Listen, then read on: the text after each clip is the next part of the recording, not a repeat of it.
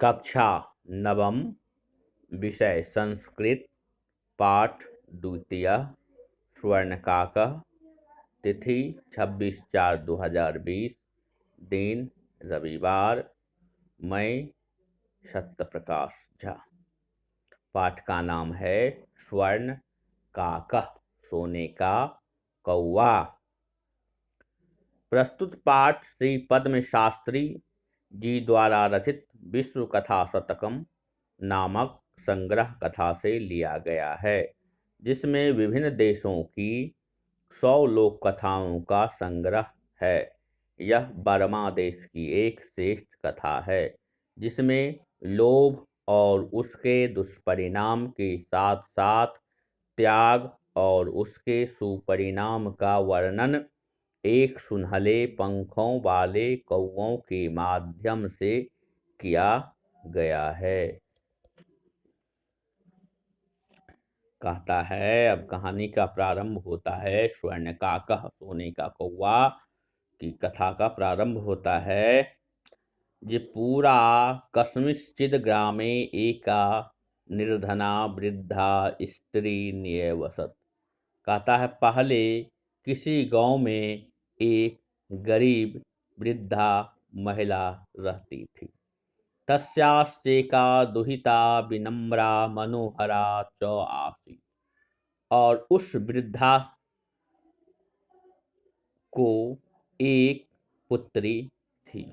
दुहिता का अर्थ पुत्री होता है, जो अतीब विनम्र और मनोहर स्वभाव की थी। एकदा माता स्थाल्यां तंडुलान निक्षिप्य पुत्रीम आदिदेश।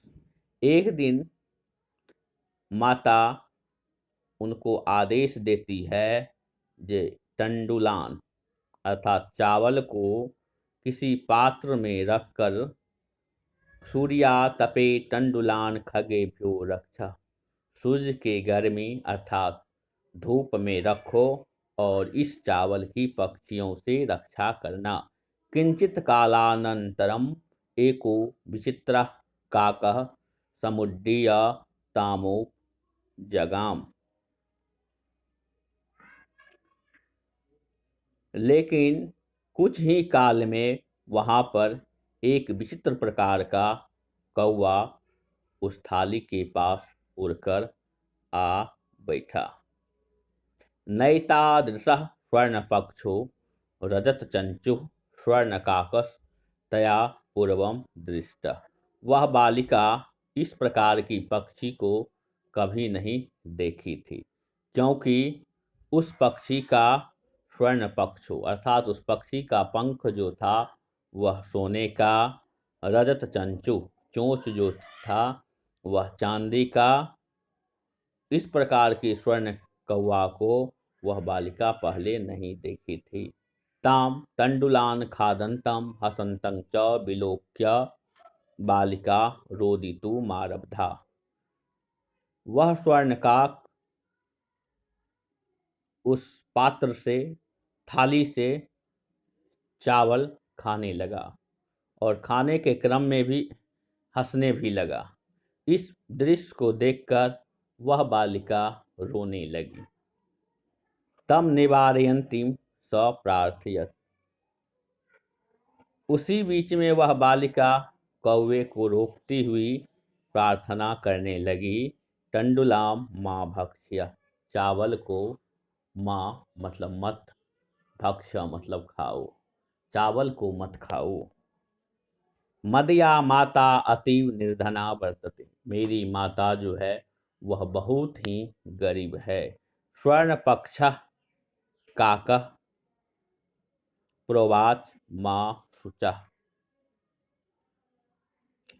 वह सोने की पंख वाली जो कौवा था वह बोला, जो तुम दुख मत करो। सूर्योदयात प्राक ग्रामाद वही पिप्पल वृक्ष मन त्वय्या गंतव्यम अहम तुभ्यम तंडुल मूल्य दास्यामि। कौवा ने उस बालिका से कहा, जो सूर्योदय से पहले गांव के बाहर में एक पीपल का वृक्ष है, तुम वहां आ जाना और मैं इस चावल का मूल्य दे दूंगा। प्रहर्षिता बालिका निद्रामपि न लेभे। वह बालिका रात भर इस खुशी से नींद नहीं लिया और सवेरे का इंतजार करने लगी। सूर्योदयात पूर्वमेव सा तत्रो स्थिता। सूर्योदय से पहले वह बालिका उस पिप्पल वृक्ष के पास आ पहुंची। वृक्षस्योपरि विलोक्य सा आश्चर्यचकिता संजाता यत्र तत्र स्वर्णमयः प्रसादो वर्तते। जब वह उस वृक्ष के पास पहुंची बालिका और वृक्षस्योपरि और वृक्ष के ऊपरी सतह के आलोक को देखकर वह आश्चर्य में पड़ गई, क्योंकि वहां वृक्ष के ऊपर जो स्वर्णमय प्रसादो वर्तते, प्रसादो मतलब भवनम अर्थात भवन, वहां जो था स्वर्ण भवन उनका स्वर्ण काक का वह स्वर्णमय भवन था। यदा काकः सयित्वा प्रबुद्धस्तदा तेन स्वर्ण गवाक्ष कथितम हंहो बाले। यदा काकः सयित्वा, जब कौवे ने उस बालिका को देखी तो फिर पूछी कि तुम यहाँ पर आ गई, तुम आगता, तुम आ गई। तिष्ठ अहम त्वत्कृते सोपानम अवतारयामि। कहता है ठीक है तुम यहीं ठहरो, मैं तुम्हारे लिए सीढ़ी की व्यवस्था करता हूँ जिससे तुम यह स्वर्णमय भवन में ऊपर पर आ जाएगी। तत्कथय स्वर्णमयम रजतमय मुत ताम्रमयम वा। फिर वह उनसे प्रश्न करने लगी कि तुम्हारे लिए मैं किस प्रकार की सीढ़ी उतारूं, सोने का, चांदी का या तांबे का। कन्या प्रोवाच अहम निर्धन मातु दुहिता अस्मि। वह बालिका बोली जो मैं निर्धन माता की पुत्री हूँ, इसलिए ताम्र सोपानेव आगमिष्यामि। इसलिए तुम तांबे की सीढ़ी उतारो और मैं उसी से तुम्हारे भवन में आ जाऊंगी। पर स्वर्ण सोपानेन सा स्वर्ण भवनम आसाद।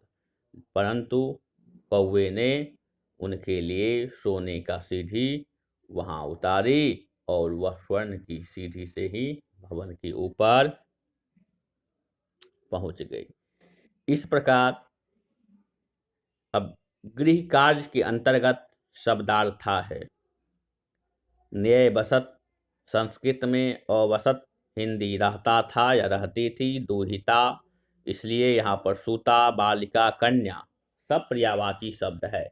उत्तरी स्थाल्याम स्थाली पात्रे थाली में, खगेभ्य पक्षिभ्य पक्षियों से, समुड्डीय उत्प्लुत्य उड़कर, उपाजगामः समीपम आगतवान पास पहुंचा, स्वर्ण पक्षः स्वर्णमय पक्षः सोने का पंख, रजत चंचुः रजतमय चंचुः चांदी की चोंच, तंडुलान अक्षतान चावलों को, निवारयंती वारणम कुर्वंती रोकती हुई, माँ शुचः शोकम माँ कुरु दुख मत करो, प्रोवाच और कथयत कहा, प्रहर्षिता प्रसन्ना खुश हुई, गवाक्षात वातायनाथ खिड़की से, सोपानम सोपानम सीढ़ी, अवतारयामी अवतीर्ण पूर्ण करोमी उतरता हूँ, आससाद प्राप्त नोत पहुँचा, प्रसाद भवनम महल।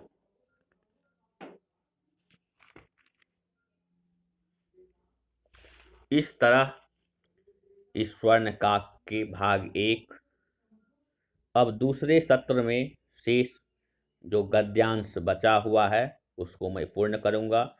लेकिन आप सभी छात्रों से मेरा अनुरोध है कि आप लोग पाठ को पढ़ें और गृह कार्य के अंतर्गत इस शब्दार्थ को अपने गृह कार्य की कॉपी में लिखें और याद करें, क्योंकि स्कूल खुलने के बाद आपके गृह कार्य का निरीक्षण किया जाएगा और उसी आलोक में आपको अपना गृह कार्य पूर्ण करना है।